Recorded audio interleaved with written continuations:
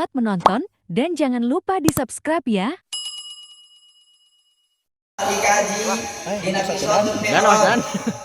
Ternyata Nabi lahir di hari Senin tanggal 12 Rabiul Awal tahun gajah. Kenapa Nabi lahir di tahun gajah? Karena bersamaan dengan Nabi lahir ke alam dunia datang pasukan Abraham dengan 313 gajah ingin memporak-porandakan Mekah dengan hancurkan Mekah dengan dihalangan ku Gusti Allah dengan diturunkan burung abang.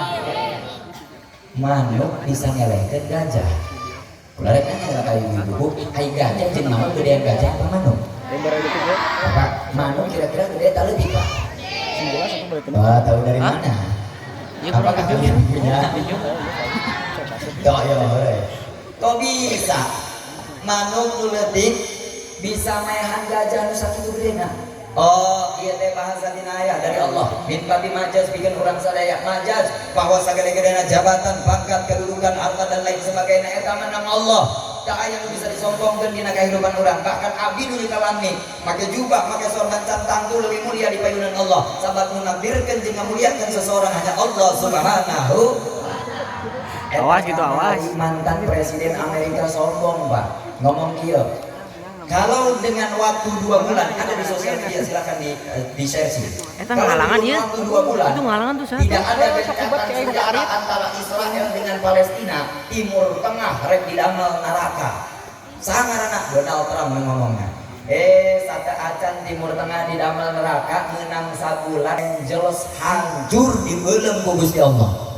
Tinggal di ayeuna kayaan Los Angeles eta teh rek ngomong teh Allah cekal maneh mah lain naon. Sabab kegagaduhan kekuasaan yang punya kekuasaan hanya Allah Subhanahu wa taala. Orang sombong pada akhirnya akan dihancurkan dengan kesombongannya sendiri. Betul atau tidak? Kemudian jaraknya jauh dari Mekah sampai Palestina. Kanjeng Nabi naik ke langit pertama. Dan Melalui beberapa perjalanan yang luar biasa. Di langit pertama bertemu dengan Nabi Allah Adam alaihissalam.